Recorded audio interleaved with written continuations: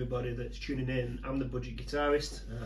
My name's Martin. Now, I recently borrowed one of these from a good friend of mine. It's a Positive Grid Spark amp. It's the Spark Go little tiny practice amp. Charges up USB. It's got all the amp modelling stuff that the rest of the Spark amps do, and yeah, it's pretty it's alright, I guess, for what it is.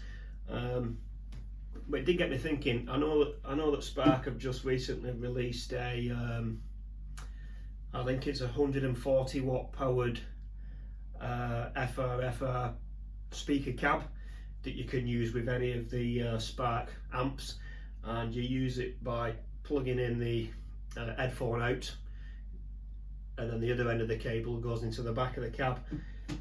But it got me thinking. Now this Spark cab, it's like nearly, I think it's over 300 quid. It's pretty expensive, and on the adverts it's saying that it's loud enough to gig with,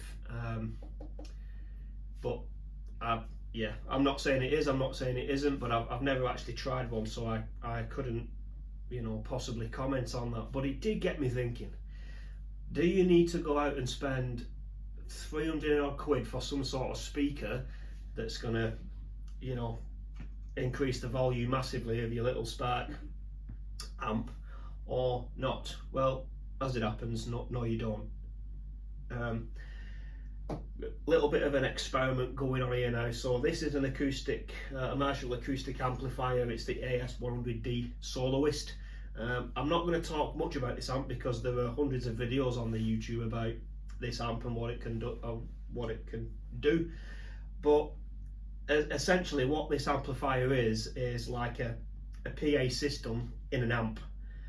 So it's got two 8-inch speakers.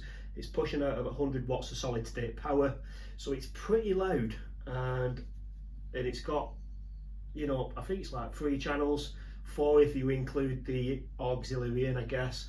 So it's great for acoustic. You can plug microphones into it and sing through it at the same time as playing. But it got me thinking then, this must also be flat response, or very, very close to flat response, as in what I mean by that is whatever you decide to plug in is what you're going to actually hear coming out of the speakers. There's nothing's happening to sort of like colour or change that sound.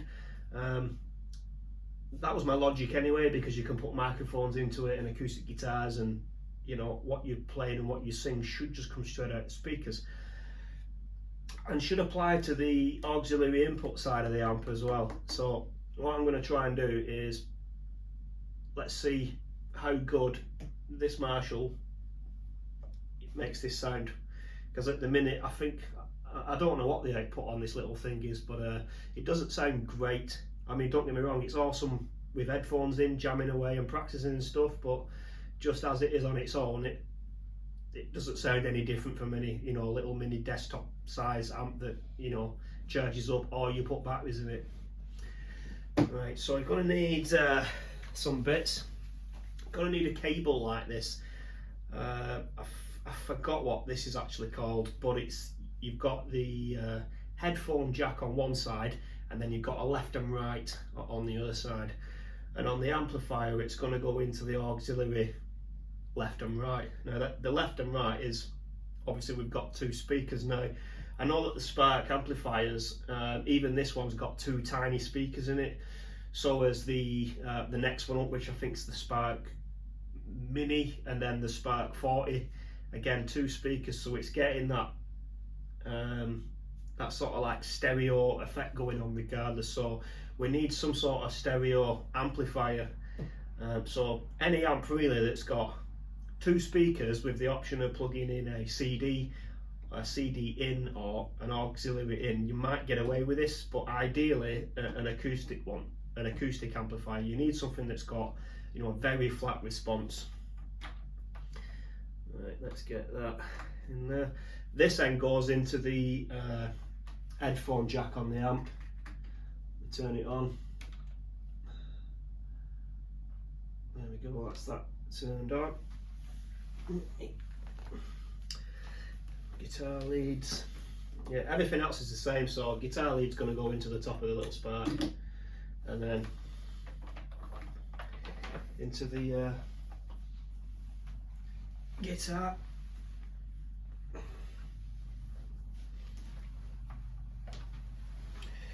Now let's have this. Oh god, whatever. Everything is proper twisted up now, so we turn. Oh wait a minute. Let's go. I'm just going to put the. So I've got two volumes here. I've got the amp master volume, and I've also got the volume of the auxiliary going in. So I'm just going to leave them both at 12 o'clock. See what it sounds. Oh wait, no. It would probably help if I switch the Marshall on.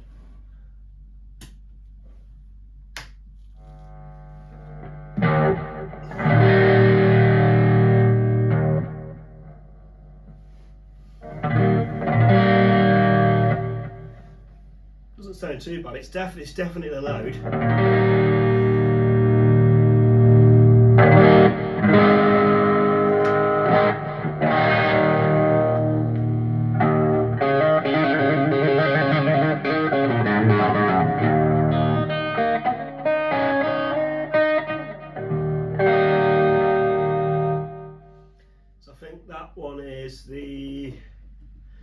I don't know. I didn't because I used to have a Spark amp a while ago. You've probably seen it on the channel, but I borrowed this off a friend, so I never bothered getting the, downloaded the app and making some patches. So I'm going off whatever my mates put in. So it's on number 4 now. This is number 1.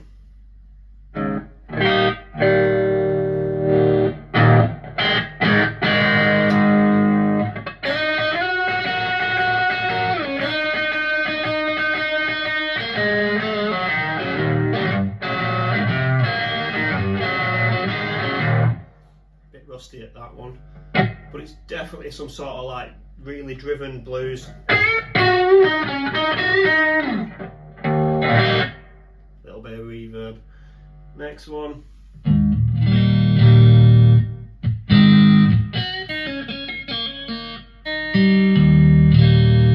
Just something nice and clean.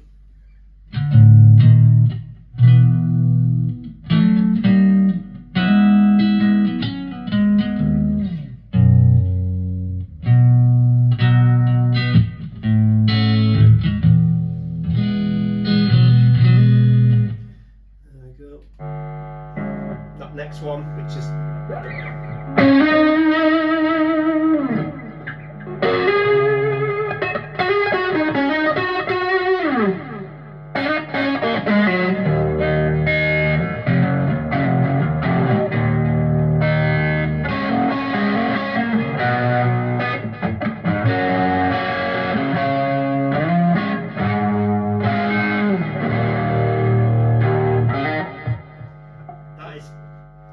properly loud, and I've only got the master is only halfway on the acoustic, so the Spark's turned all the way up.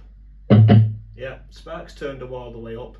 The auxiliary in is all the way up, but the amp is only at halfway. I mean, I'm sat at the side of it, so all the sound's coming that way, and it's still.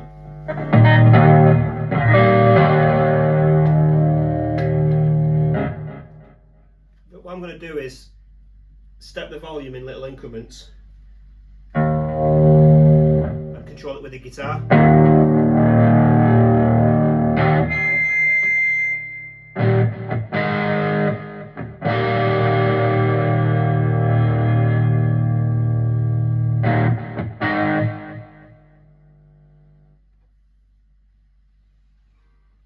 Got the volume now. It's at the, what will we call that, 3 o'clock, so we're almost on full.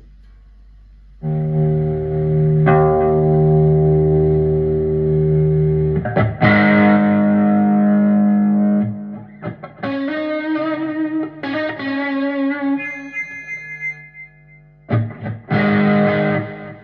think I'm sat too close to the amp, to be honest. It's getting a little bit of, I don't know if it's not feeding back through that, it must be feeding back through the amp speakers somehow.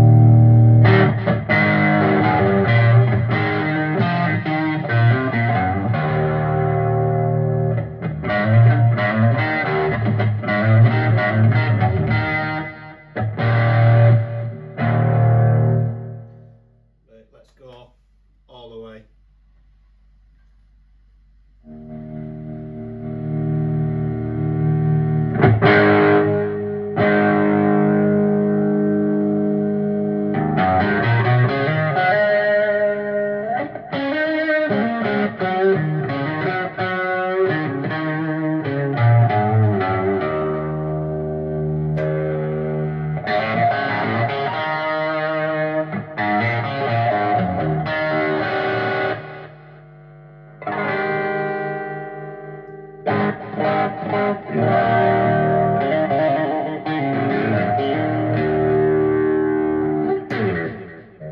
Let's try that really clean one.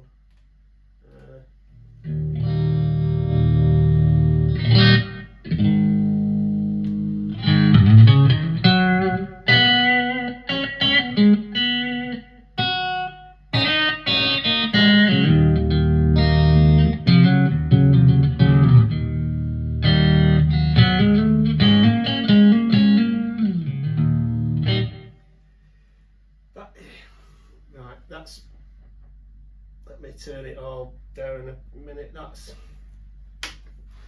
properly loud. Obviously it's not going to be, you know, it is a 100 watt solid state amp. It's obviously not pushing air like a, you know, a tube driven amp was, but as a cheap alternative to spending the 300 and odd quid on the Spark cab, you know, with all its stuff going on inside it, you could definitely try grabbing yourself a second-hand stereo amplifier that's got some sort of CD in or input in, preferably an acoustic one, because it's going to have a way flatter response than any other style of amplifier. So yeah, I don't know, let me know in the comments, you know, tell me what you think. Does it sound alright coming through the camera's microphone or what? But it's certainly loud enough. Is it loud enough to go gigging with? I guess it would depend on how big, you know, how big is the venue. Some were small, yeah, 100% definitely. For anything beyond that, then maybe you want to mic up the front of the amp and go into the what do they call it, the magic stuff, big stage speakers sort of thing. But definitely turns this little tiny practice thing into quite a little, you know, turns it into an absolute beast, because we're going 100 watts through the Marshall. Anyway, thanks for watching.